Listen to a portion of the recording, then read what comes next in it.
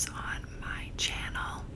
So today I'm going to be reading you all like the folklore theory about how all the songs on the Folklore album are connected. And I recently just kind of got back into folklore because I had the CD for it, and I've just been listening to it in my car a lot recently. And my friend actually read me this theory like around about a year ago now, and she read it to me and we were hanging out, and like it was a beautiful fall day, and we've been listening to the album, and it just brings back a really good memory for me. So I wanted to read it for you all today and see what you all think about it. Okay, so what I'm reading is like basically a screenshot off of Twitter of the Reddit thread, and it says, originally posted this in the folklore discussion thread, but someone suggested I should make it its own post, so why not? And it says, basically, I interpreted this album as a folk story about the history behind the last owner of her Rhode Island house, as told in 3 parts. I've included the song, my thoughts on how it plays into the album, and some lyrics to back it up. Let me know your thoughts. Obviously, I didn't write this. I'm just reading what someone else wrote.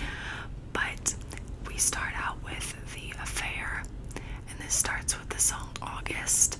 Basically, the beginning of The Affair. Whispers of, are you sure? Never have I ever before. You are mine to lose.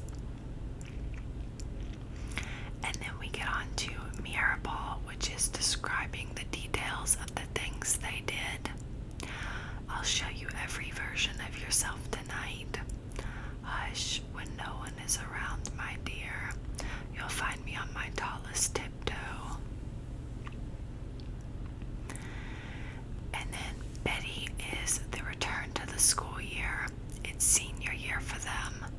And James finds out Betty knows all about the affair and tries to apologize about why he switched her homeroom, but I think it's because of me. The worst thing I ever did was what I did to you. If I told you it was just a summer thing, I'm only 17. I don't know anything. Cardigan is Betty's reaction to the affair. She doesn't take it well.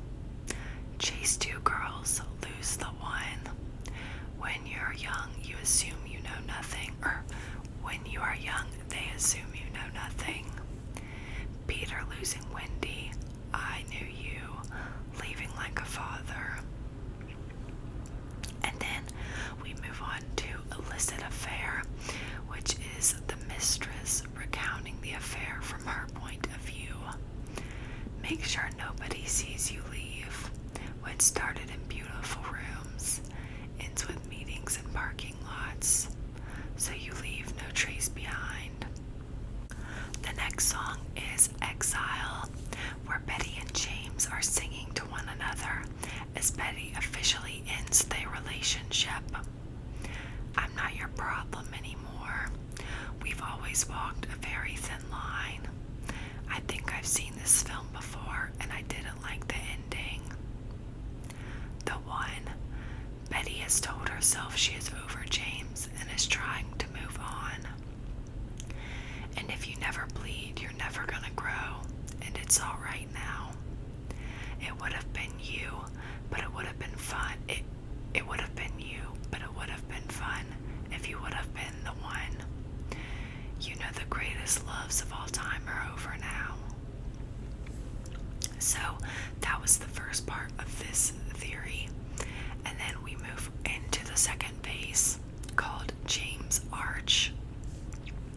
And that starts with, this is me trying. James has been desperately trying to make things right with Betty, but it's not working. At this point, it seems that they've graduated high school. I've been having a hard time adjusting. I have a lot of regrets about that. I just want you to know that this is me trying. I feel weird when I'm reading these because I don't know whether or not to read them like you're reading prose or like try and say it with the inflection of if I was singing it, even though I can't sing. So I feel like I kind of keep going between the two. The song Peace is when James realizes that the only way for both him and Betty to find peace is to leave town, so he joins the army. Keep in mind, if this story aligns with Taylor's life, we can assume that the story of Betty and James took place in the early mid-1990s. Our coming of age has come and gone. Suddenly this summer, it's clear. But I would die for you in secret, sit with you in the trenches. Epiphany is where James dies in battle. Keep your helmet, keep your life, son. Just a flesh wound. Here's your rifle. With you I serve, with you I fall down, down. Just one glimpse of relief to make some sense of what you've seen.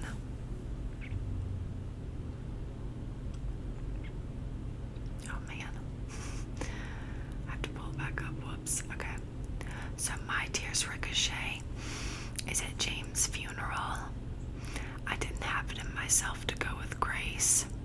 And if I'm dead to you, why are you at the wake? You had to kill me, but it killed you just the same.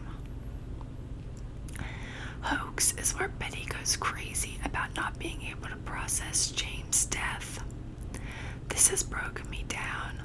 My twisted knife stood on the cliffside screaming, give me a reason. My kingdom come undone. So that was part 2 for their 3-part explanation about the Folklore album. But now we're going to get into part 3, which is titled Aftermath. And that starts with Mad Woman, where Betty leaves town and moves to Rhode Island. What a shame she went mad. No one likes a mad woman. You made her like that. Every time you call me crazy, I get more crazy. And then the context for moving to Rhode Island comes from the last great American dynasty. 7 is Taylor Swift is born in Pennsylvania and experiences her childhood. But I was high in the sky with Pennsylvania under me.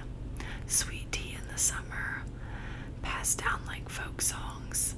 Basically saying this whole album is a folk story about the history of her Rhode Island house.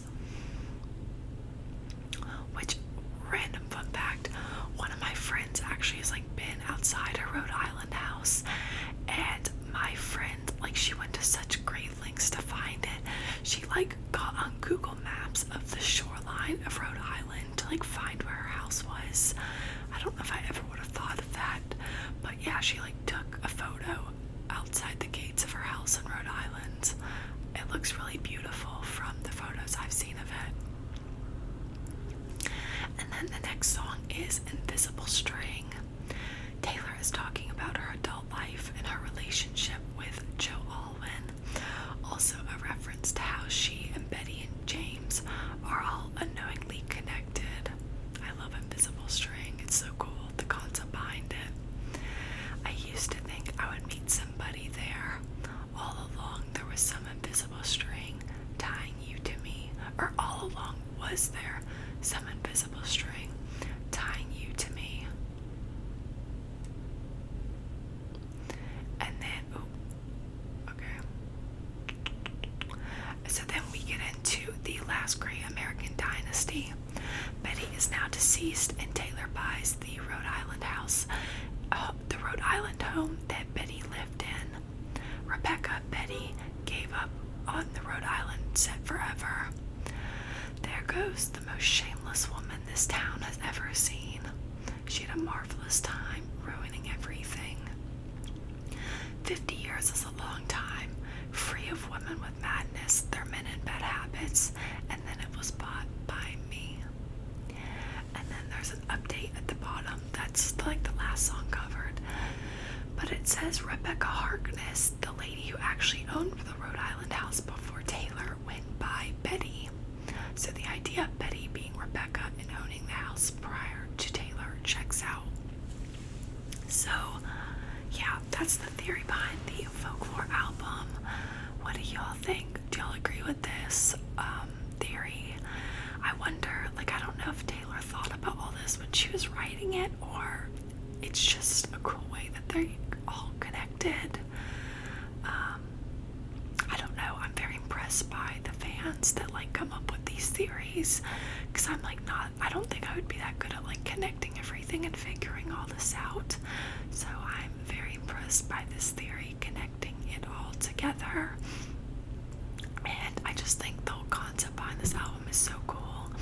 And people keep saying they're like, they should make this into a movie, which would be really cool. But that's like the crazy thing about Taylor, is that she can basically fit a whole movie into like a 3-minute song.